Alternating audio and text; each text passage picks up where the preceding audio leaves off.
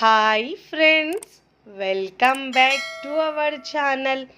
ఈరోజు మన కిచెన్లో బెంగళూరులోని ఒక చిన్న టిఫిన్ సెంటర్లో చాలామంది ఇష్టంగా తినే ఎర్రకారం ఎగ్ దోశ రెసిపీని చూపించబోతున్నానండి. ఒక్కసారి ఈ దోశ చేసి మీ ఇంట్లో వాళ్ళకి తినిపిస్తే ఫేవరెట్ అయిపోతుందండి. అంత టేస్టీగా చాలా చాలా బాగుంటుందండి. ఎప్పుడు ఒకే రకం దోశలు కాకుండా అప్పుడప్పుడు కాస్త డిఫరెంట్గా దోశలు చేసుకొని తింటే టేస్ట్ చాలా బాగుంటుందండి. పిల్లలు పెద్దలు చాలా ఇష్టంగా తింటారు. అంత సూపర్ టేస్టీగా ఉంటుందండి. తిన్నా కొద్దీ తినాలనిపించేలా చాలా టేస్టీగా ఉంటుంది. మరి లేట్ చేయకుండా టేస్టీ అండ్ ఈజీగా చేసే ఎర్రకారం దోశను తయారు చేసే విధానాన్ని చూద్దాం.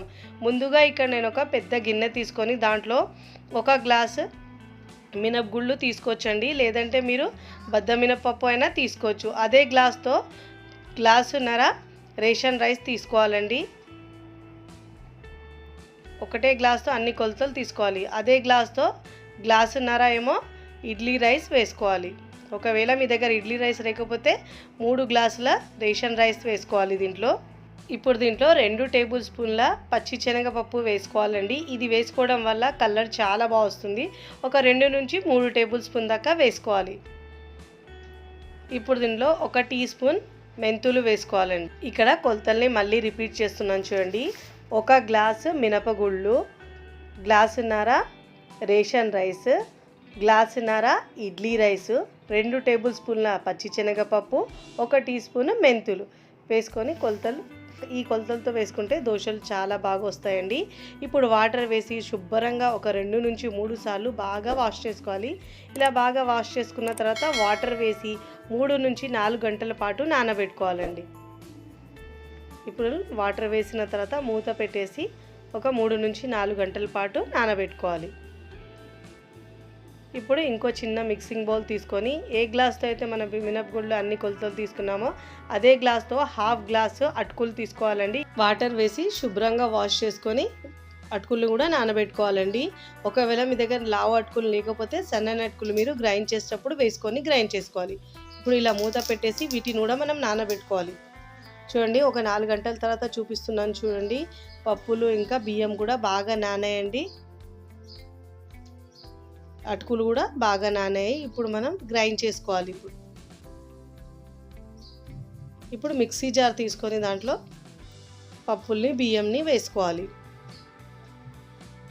ఇలా వేసుకొని దీంట్లో కొద్దిగా వాటర్ వేసి గ్రైండ్ చేసుకోవాలండి. చూడండి, ఇక్కడ మీరు గ్రైండ్ చేసుకోవాలి. గ్రైండ్ చేసిన తర్వాత చూపిస్తున్నాను చూడండి. మరీ మెత్తగా కాకుండా కాస్త సన్న రవ్వలాగా ఎలా ఉంటుందో అలా గ్రైండ్ చేసుకోవాలండి. వీడియోలో చూపిస్తున్నాను చూడండి. ఇలా కాస్త మన చేతికి కాస్త లైట్గా రవ్వలాగా తలిగేటట్టు గ్రైండ్ చేసుకోవాలి. ఇప్పుడు గ్రైండ్ చేసుకున్న తర్వాత పెద్ద గిన్నెలో వేసుకోవాలి పిండిని. ఇదే విధంగా మిగతా పప్పుల్ని కూడా బియ్యంని వేసుకున్న తర్వాత ముందుగా నానబెట్టుకున్న అటుకుల్ని కూడా వేసుకొని కొద్దిగా వాటర్ దీంట్లో వేసుకొని గ్రైండ్ చేసుకోవాలి. గ్రైండ్ చేసుకున్న తర్వాత ముందు వేసుకున్న గిన్నెలో ఉంది కదా పిండి, దాంట్లోనే ఈ పిండిని కూడా వేసుకోవాలి.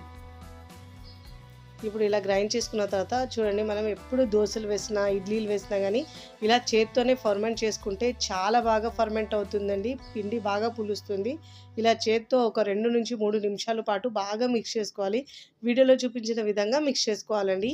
ఫస్ట్ టైం నా ఛానల్ చూస్తున్న వాళ్ళు నా ఛానల్ని సబ్స్క్రైబ్ చేసుకోండి, లైక్ చేయండి, పక్కనున్న బెల్ ఐకాన్ని ప్రెస్ చేయండి. ఇలా ప్రెస్ చేయడం వల్ల నేను పెట్టే వీడియో నోటిఫికేషన్ ముందుగా మీ హోమ్ పేజ్కి వస్తాయండి. ఇలా బాగా మిక్స్ చేసుకున్న తర్వాత మూత పెట్టేసి ఓవర్ నైట్ పిండిని పులియనివ్వాలి.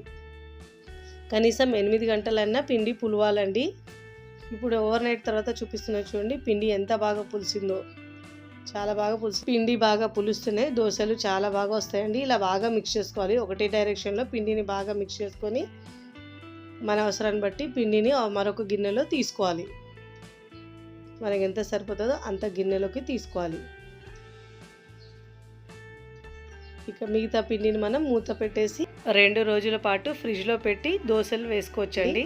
ఇప్పుడు దీంట్లో రుచికి సరిపోయినంత ఉప్పు వేసుకోవాలండి. మంచి కలర్ కోసం 1 టీ స్పూన్ షుగర్ వేసుకోవాలండి. షుగర్ ఇలా ఉప్పు వేసిన తర్వాత బాగా మిక్స్ చేసుకోవాలండి. షుగర్ కరిగే వరకు ఇలా బాగా మిక్స్ చేసుకొని కన్సిస్టెన్సీ బట్టి మనం కొద్దిగా వాటర్ యాడ్ చేస్తున్నానండి. ఇలా వేసి బాగా మిక్స్ చేసుకోవాలి. ఇలా పిండిని బాగా మిక్స్ చేసుకున్న తర్వాత ఇప్పుడు దోశలు వేసుకుందాం. స్టవ్ మీద ఇలా పెన్నం పెట్టేసి పైన ఇలా వాటర్ చిలకరించుకోవాలండి. వేసిన తర్వాత టిష్యూ పేపర్ లేదంటే క్లాత్తో అయినా తుడుచుకోవాలి. ఇలా తుడుచుకున్న తర్వాత స్టవ్ని సిమ్లో ఉంచేసి పిండిని వేసుకోవాలండి. 2 గరిటెలు పిండి వేసుకొని ఈక్వల్గా స్ప్రెడ్ పిండి కాస్త తక్కువ వేసుకొని పల్చగా స్ప్రెడ్ చేసుకోవాలండి. ఈక్వల్గా పల్చగా మీ వీలైనంత వరకు స్ప్రెడ్ చేసుకోవాలి. ఇప్పుడు మంటను మీడియం టు హై ఫ్లేమ్లో అడ్జస్ట్ చేసుకుంటూ కాల్చుకోవాలండి. పైన తడి ఆరిన తర్వాత నెయ్యి అయినా ఆయిల్ అయినా వేసుకోవచ్చండి. చూడండి అన్ని వైపులో ఈక్వల్గా కాల్చుకోవాలి. చూడండి ఇలా అన్ని వైపుల్లో ఈక్వల్గా కాలాలి. చూడండి ఇలా కలర్ బాగా వచ్చిన తర్వాత దోశను ప్లేట్లోకి తీసుకోవాలి ఫోల్డ్ చేసుకొని. చూడండి మీరు ఇలా నార్మల్ దోశ అయినా వేసుకోవచ్చండి. ఇక్కడ నేను ఎర్రకారం దోశ చూపిస్తున్నాను. చూడండి ఇలా దోశ వేసుకున్న తర్వాత పైనుంచి తడి ఆరిన తర్వాత ఇలా నెయ్యి వేసుకున్న తర్వాత ఇక్కడ నేను ఎర్రకారం వేస్తున్నానండి. ఎర్రకారం అంటే ఒక 4-5 ఎండుమిరపకాయలు వేసుకోవాలండి. ఒక 4-5 కాశ్మీరీ మిరపకాయలు వేసుకోవాలి. వేసి వేడి నీళ్ళలో నానబెట్టుకొని దాంట్లో కోస్తా వెల్లుల్లి వేసి ఒక పెద్ద ఆనియన్ వేసి మిక్సీలో మెత్తగా గ్రైండ్ చేసుకోవాలి. అలా రెడీ అయిపోతుందండి ఉల్లికారము. వీడియో చాలా లెంతీ అవుతుందని నేను ఇలా చూపించలేదు అది. ఇప్పుడు ఇలా గుడ్డు వేసుకోవాలి పలగొట్టి. గుడ్డు వేసుకున్న తర్వాత ఈ ఎర్రకారంని గుడ్డుని అన్ని వైపులో ఈక్వల్గా స్ప్రెడ్ చేసుకోవాలి. ఇలా బాగా స్ప్రెడ్ చేసుకున్న తర్వాత మీడియం టు హై ఫ్లేమ్లో అడ్జస్ట్ చేసుకుంటూ అన్ని వైపులో ఈక్వల్గా కాల్చుకోవాలండి. పైనుంచి 1 టీ స్పూన్ దాకా ఆయిల్ వేసుకోవాలండి. ఇక్కడ నేను టిఫిన్ సెంటర్ స్టైల్లో చూపిస్తున్నాను కాబట్టి ఇలా ఆయిల్ కాస్త ఎక్కువనే పడుతుందండి. కాస్త కలర్ కింద చేంజ్ అయిన తర్వాత మరోవైపుకి టర్న్ చేసుకోవాలి. ఇలా టర్న్ చేసుకున్న తర్వాత చూడండి ఎక్కువ కాలొద్దండి. ఆమ్లెట్ వేసిన సైడ్ మనము ఒక 30 సెకండ్ కాలితే చాలు. ఇప్పుడు ప్లేట్లోకి తీసుకోవాలి. ఇదే విధంగా ఇంకోటి వేసి చూపిస్తున్నాను చూడండి. ఇక్కడ పైనుంచి కాస్త ఆయిల్ వేసి మళ్ళీ ఎర్రకారం వేసి దానిపైన అన్ని వైపులో ఈక్వల్గా స్ప్రెడ్ చేసుకోవాలండి.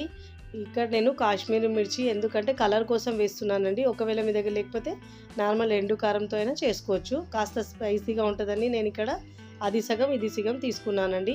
ఇప్పుడు ఒక గుడ్డు ఇలా పలగొట్టి వేసుకొని అన్ని వైపులో ఈక్వల్గా స్ప్రెడ్ చేసుకోవాలండి.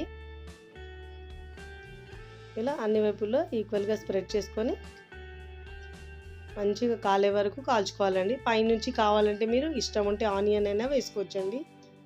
ఇక పైనుంచి ఆనియన్ వేసుకున్నాను సన్నగా తరిగింది. ఇప్పుడు మళ్ళీ దాని పైనుంచి 1 టీ స్పూన్ దాకా నెయ్యి వేసుకోవాలండి. ఇలా వేసుకున్న తర్వాత ఒకవైపు కాలిన తర్వాత మరో వైపుకి టర్న్ చేసుకోవాలి. ఒక 30 సెకండ్స్ మాత్రమే కాలనివ్వాలండి. ఎక్కువసేపు కాలితే టేస్ట్ అంత బాగుండదు. ఇప్పుడు ప్లేట్లోకి తీసుకోవాలి. చాలా టేస్టీగా ఇంకా చాలా బాగుంటుందండి. ఇప్పుడు సర్వింగ్ ప్లేట్లోకి సర్వ్ చేసుకుందాం. చాలా టేస్టీగా క్రిస్పీగా ఉండే ఎగ్ కారం దోశను మీరు కూడా ట్రై చేసి ఎలా కుదిరిందో నాకు కామెంట్ ద్వారా తెలియచేయండి. చూడండి చూస్తేనే తినాలనిపించేలా సూపర్ టేస్టీగా ఉంటుందండి. పల్లి చట్నీతో సర్వ్ చేసుకుంటే చాలా చాలా బాగుంటుంది. వీడియో నచ్చితే లైక్ చేయండి, ఫ్రెండ్స్ ఫ్యామిలీకి షేర్ చేయండి. మరికొన్ని టేస్టీ సింపుల్ క్విక్ రెసిపీస్ కోసం టీ కిచెన్ని సబ్స్క్రైబ్ చేసుకోండి. Thanks for watching.